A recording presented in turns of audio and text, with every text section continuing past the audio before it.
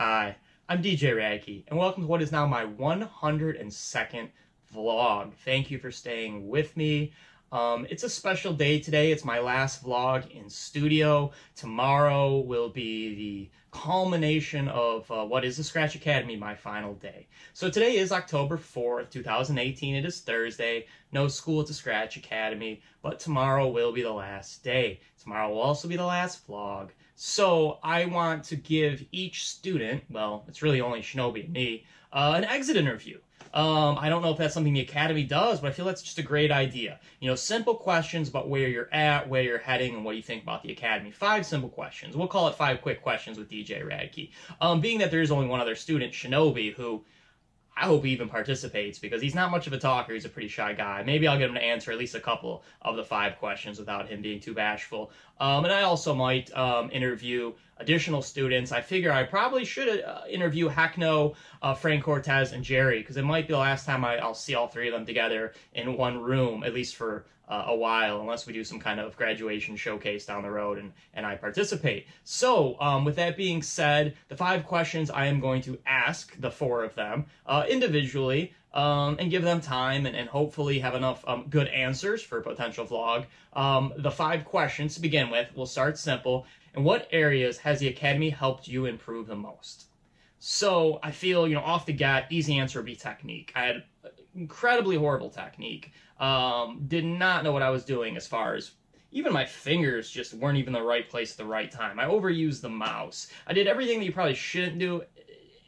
Any things that would separate yourself from professional to amateur. I was doing all the amateur things. So we'll just start out with technique. Absolutely. It's the Academy has provided me the chance to improve my technique. Of course, troubleshooting. I was always big on troubleshooting. I wanted to be a guy that knew how to use every equipment, which I have. The Academy offered me a chance to use vinyl, CDJs, a controller, which I've used controllers, but I use a different controller, different mixers. There's not many laboratories, we'll say, which Scratch is. It's a laboratory of DJs and producers and musicians, to hone my skills, build my techniques, learn on different equipment, troubleshoot other equipment, learn how to change DJs over. I had no idea how to change a DJ over. It provided me the opportunity to learn how to change DJs over in practice. Knowledge of the equipment definitely is up there, of course, but also song structure, knowing bars, beats, and phrasing, and when to get out of a song, into a song, and the different types of songs, and how to use acapellas and instrumentals for mashups, just basic song structure, proper use of using the mic. I had no idea how to use a mic. I mean, it sounds silly, but yeah, turning it on, but to know about how to avoid static, how to properly introduce yourself, how to use the mic and when and where in certain situations. Again, the lessons were pretty brief. We did have 2 kind of scheduled lessons, and just yesterday I'm like, hey, Mr. Fiello, we got about 15 minutes left in class. Let's practice on the mic. And he kind of laughed, but I'm like, no, serious. So we did. So that was cool. So I had like 3 little mini mic lessons. Shinobi was too scared to even jump on. So I don't know. I don't know about that. You got to jump on the mic once in a while. So I learned how to use the mic, proper technique, all those things were great. So that answers my question 1.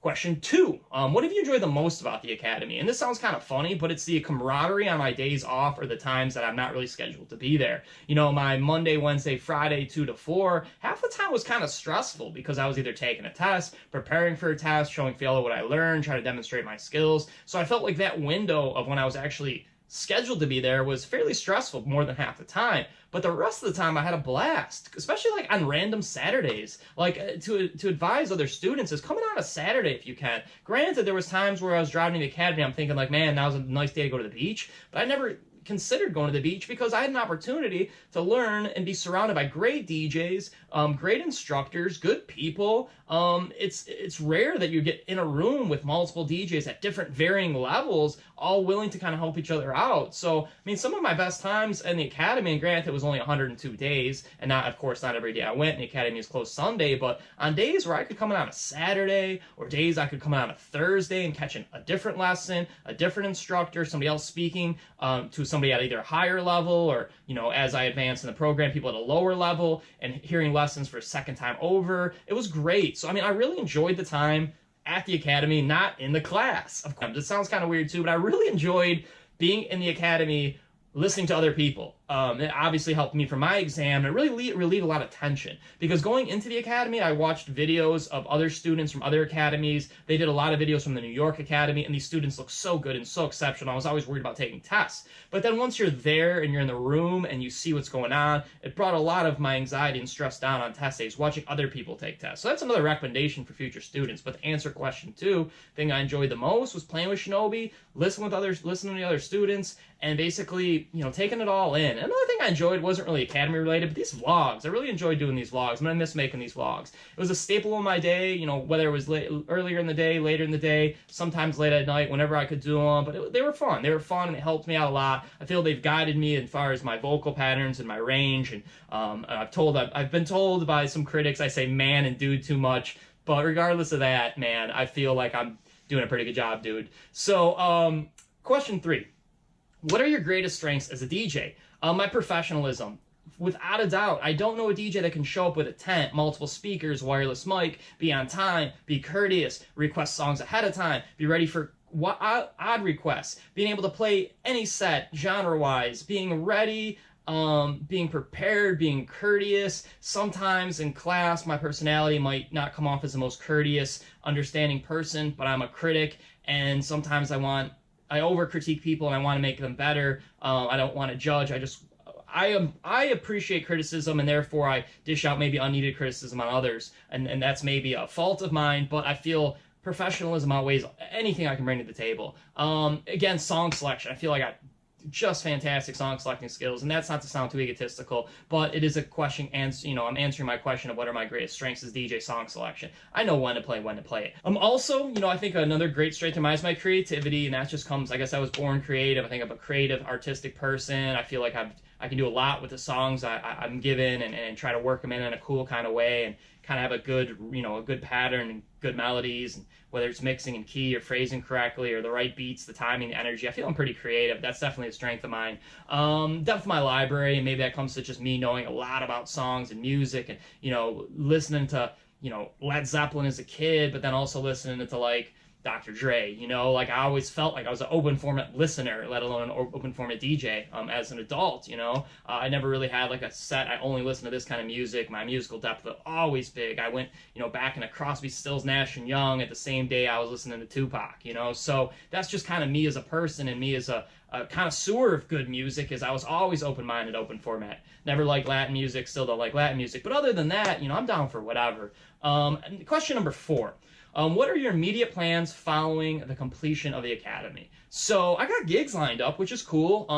The first 3 months of the academy were brutal on me as far as not getting gigs, but they've improved. I knew it would come. Season is creeping up.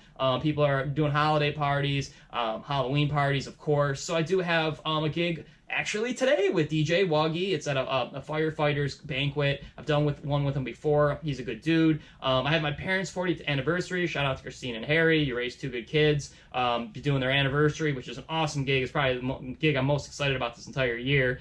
That's coming up very shortly. I got a Halloween party October 19th. That's a private party. I'm doing the Sandbar. Yes, the Sandbar. It was a gig I've been wanting to do forever. Of course, my Friday. It's not every Friday night. It's the last Friday of the month, so I'll have that for the Tilted Kilt. And then Halloween. I don't have a gig for the actual day of Halloween, which I'm sure I will, but Halloween weekend, I've got a big gig on that Saturday night with a cool couple that had hired me from hearing me at the Kilt. And they're paying me to DJ their house party, which I'm pretty excited about. And then, hopefully squeezing a few more of the month in October. So that's immediate. Holidays are going to be busy. I know I'm going to be cramming in gigs in December. As far as steady work and paying bills, I honestly don't have a great answer to that question. I hope I don't have to find a day job, but unfortunately I think I might have to. I might have to grind out a day job, and I don't know who's going to hire me. I am just being honest with my viewers. I don't know where or how I'm going to pull off a day job. I love DJing. I'm not going to not DJ,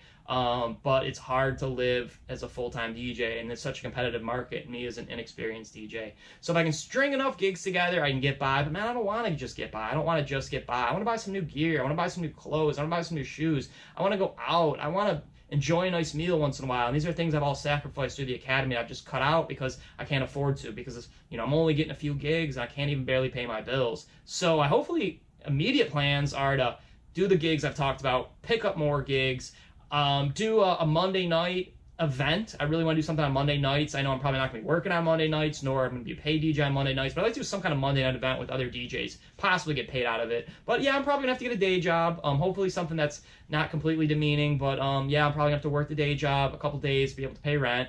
That's probably the plans. I'm going on a little vacay, going to see some friends and family in Michigan. That's where I'm doing the anniversary gig. And I'll have about 10 days away from Florida, which is well needed. And when I come back, reality will set in. You know, I'll be half a month away where I'm going to have to start pay rent again on the 1st. I'm going to have to find a job really, really quick in order to eat and survive. You know, the DJ gigs are there, but, you know, those don't add up to me making a living. That's me kind of making a living. So hopefully things improve.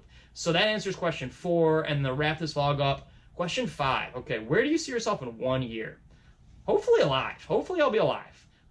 Sounds kind of morbid, but I mean, let's just start with that. Hopefully I'll be a working DJ. Hopefully I'm not working some bummer of a job 5 days a week and working like one DJ gig and just being miserable. Hopefully I'm not miserable. I try to stay happy. I try to stay positive. It's tough. It's tough being isolated in Florida. You know, being a DJ, you don't meet a ton of people. It's kind of a misconception. Like, oh, DJs know everybody. No, everybody knows people from work or family or friends. When you're a DJ, you're kind of a lone wolf. I know other DJs, but only a couple. Most of the people I do know are further up north in Boca and Del Rey. You know, I am living in Hollywood now, and I do miss living in Boca a lot. But, you know, between closeness to the Academy and closest to Miami and Lauderdale, felt it was my best interest to move here. And I'm happy geographically, but I do miss Boca, my friends up in Del Rey. But it is what it is. So where do you see yourself in a year? Hopefully DJing a lot, and we'll keep it at that. So hope you've enjoyed this series of vlogs. I've had a pleasure making them. I'm so happy if you did subscribe, if you have liked, or if you even just watched one vlog, told a friend about it. I hope these do gain steam as my DJ career progresses, and maybe people will hear about me as a DJ and find me on this YouTube channel where this guy for 103 days straight talks about stuff. So with that being said, see everything that is DJ Rad Key on DJ Rad Key, of course. Be good to people, be kind, you know, don't litter, keep the oceans clean. We only have one planet, so we got to take care of it. And as always, be good and peace.